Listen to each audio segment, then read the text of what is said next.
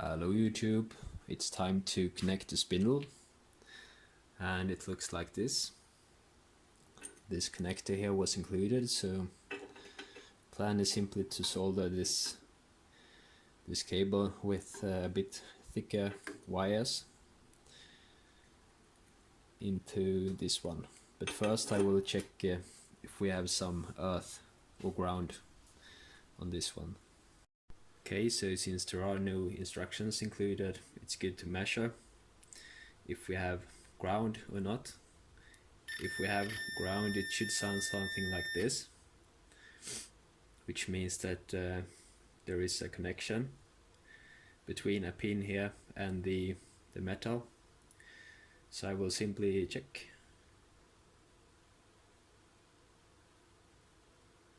Nope, seems like no pin.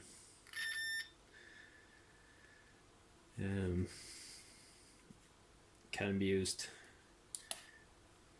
for ground as it is, so we will have to take this one apart.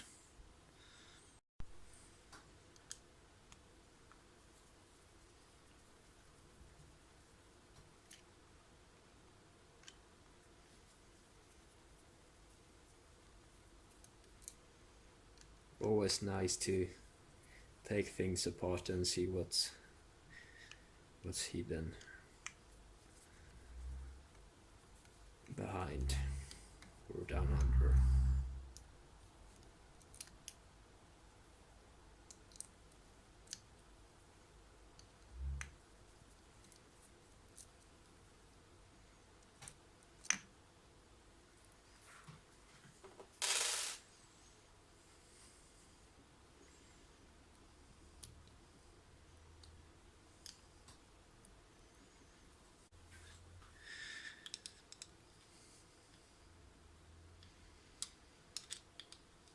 Might be so that they saved a bit on the wires and they're not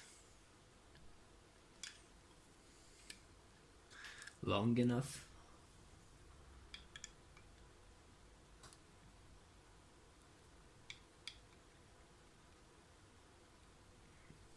Okay, there we have them. Those were kind of thin actually, and I believe that this is some kind of shrink hose that might perhaps have been properly heated up. We can see here that they used some kind of glue or something like that. That was why it was so hard to get it off. So I will use this one as ground. Nothing fancy really. I will simply connect something here to make a connection between the metal here and this pin.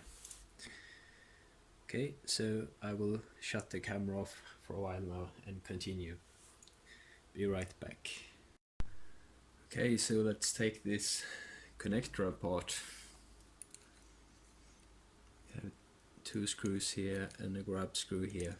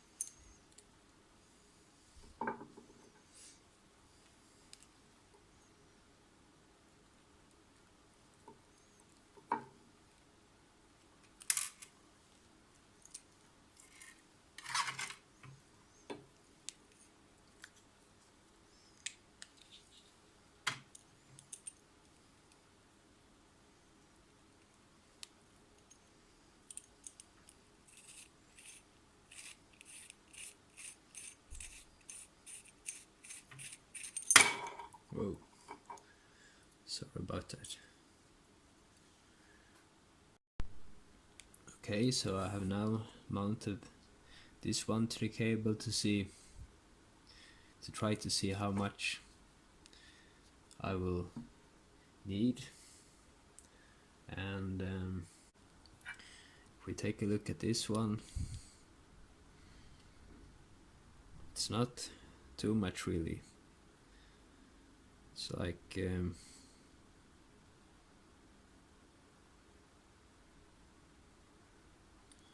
it's a very short part that I am now done with the soldering, and it took some more time than I thought. It was kind of hard to solder the 4 pins in this part of the connector. I also soldered a short wire on the 4th pin of this part of the connector, and simply squeezed it down there to ground the spindle. So I have this red part of this multimeter attached to the earth on this connector. So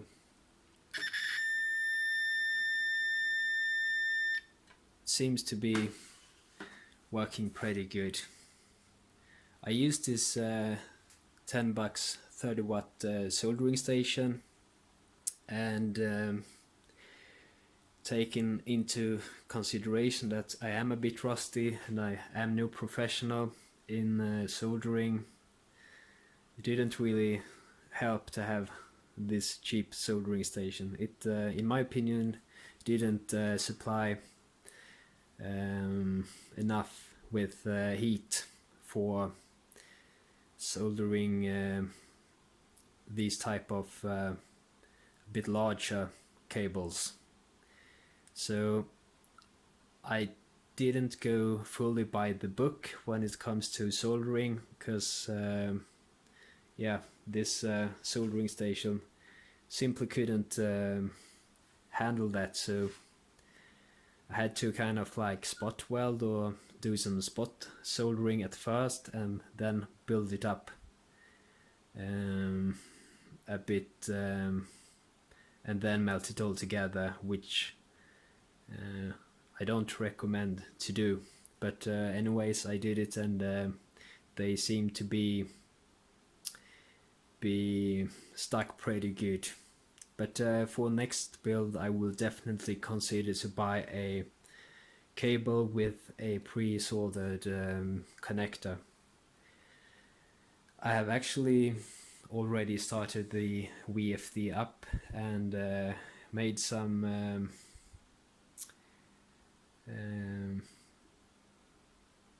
changes in the parameters or the PD settings. Can plug it in now so you see that it works. Okay.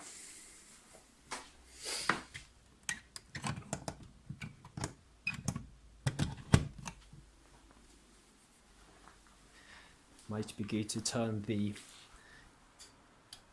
heat down a bit in here in the garage so I don't blow the fuse. And the water connection isn't complete either, but I think it's okay to test drive it for a short while without the cooling. So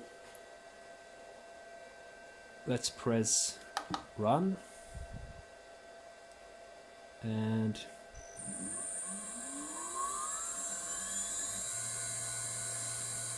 it accelerates up to 7,200 RPM. Okay, so here we can see the hertz, and I have made some settings so it starts at 120 hertz, and if one press shift here, one can see the RPM here, so it will be 7,200 RPMs.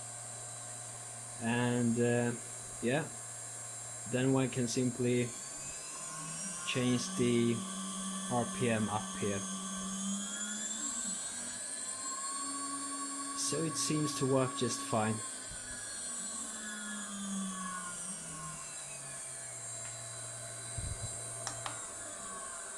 So the next part of this video will be me connecting the Mach 3 control board with the VFD and trying to get the Mach 3 to control the spindle. Okay, so I have now hooked up the VFD with the breakout board or control board, and I already started it up, and it seems to work okay. The wiring was pretty easy. There is plenty of information on internet on how to do that, and the manual on the VFD and the manual on this control board made it pretty easy. So unfortunately I have the same colors on all my wires, but there are 4 of them here, and they have numbers on them. So cable number 1 and 2 goes to ground 1, and on the VFD these 2 goes to DCM and ACM. And since they are connected to the same port on the control board, doesn't really matter which of them goes to DCM or ACM, so that's pretty easy. Cable number 3 I have here on VSO, which is the variable voltage output port. So this one will be used for controlling the spindle speed with help of a voltage value between 0 and 10. So this one for voltage control cable number 3 goes to VI, as we can see down here, and the last one, the 4th, cable number 4, is connected to out 1, and this one goes to forward on the VFD. I also changed this little jumper here from VR to VI, so 1 step to the left.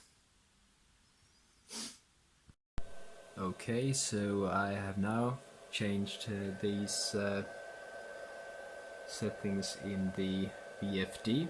When I was done with the wiring, I thought that, hey, that was easy. Let's start Mach 3 and try to power the spindle up, and of course nothing happened. So then I opened the manual for the CNC controller and set enabled output 1, set it to port 2 and pin number 1, and enable output 2, port number 2, pin number 2. That was according to the manual.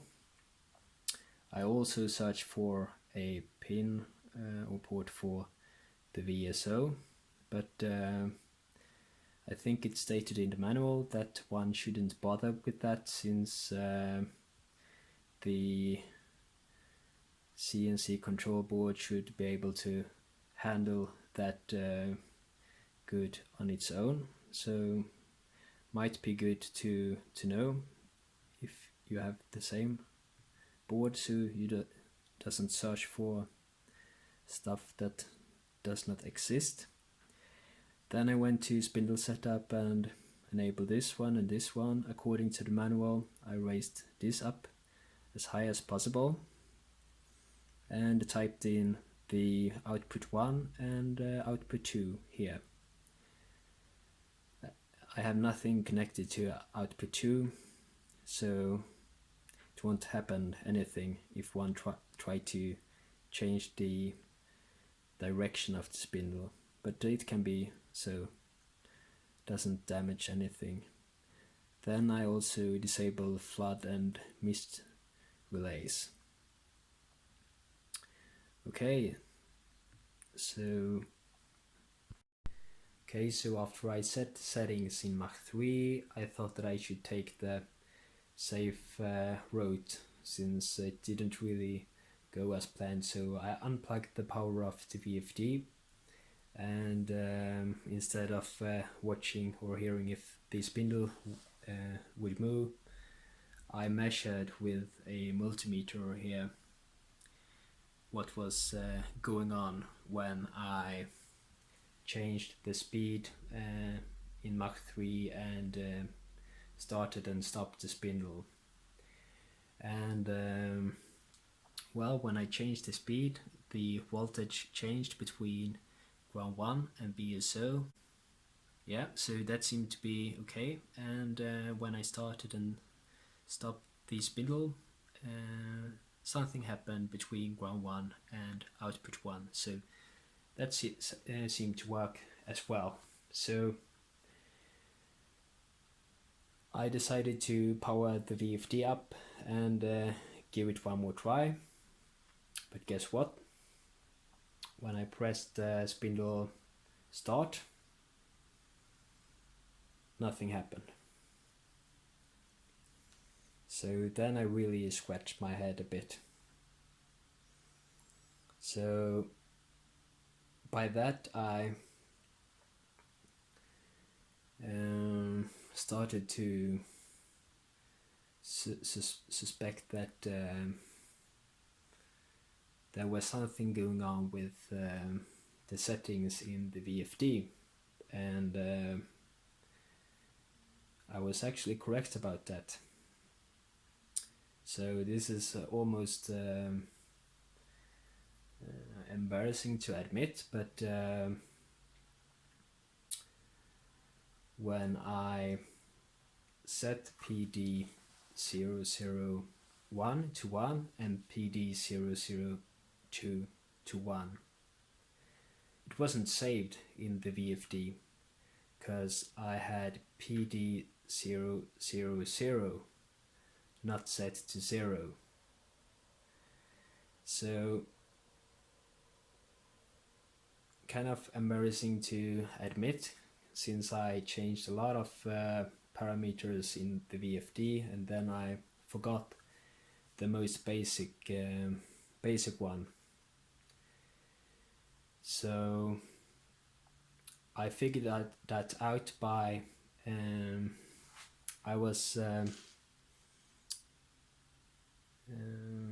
I could start the spindle by pressing run, and after that I could control the spindle speed in here, Mach 3, and I could also start and stop the spindle speed control from Mach 3, but I could not start and stop the spindle from Mach 3. So if I pressed stop here, it would go down to 7,200 RPMs, which is the lowest frequency the spindle motor should run at. Okay, so it took me a couple of hours to find that out, and kind of embarrassing to admit, but might be good to know, since there seem to be many people to seem to struggle with getting these spindle control to work in Mach 3. So when I had changed the VFD again and got the changes saved on PD001 and PD002, the next problem I found out was that the spindle powered up without that I pressed on the spindle. So I thought it was this one let's check. Yeah, this one was set to active low, and it was a mistake from me, since the manual does not state that this one should be set to active low, but I played around some with it when I did the measurements with the multimeter, but yeah, so that was pretty easy to fix. And I also had a problem with when I raised the RPM, the actual RPM of the spindle went down, so it was kind of like opposite. So I measured on here between round 1 and VSO, and I could also see that if I had the spindle speed set to 0, then voltage was 10, and it should be the other way around. So I think that I fixed that by activating one of those. I don't remember which one it was, but I think it was one of those that reversed that. So yeah, after that I tried to power it up. Okay, so let's power it up and see if it works.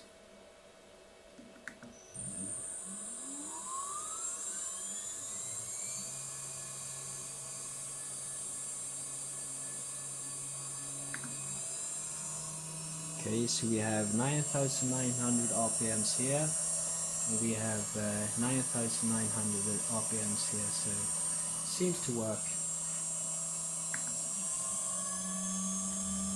Won't run it too long, since I haven't the water connected yet to the spindle.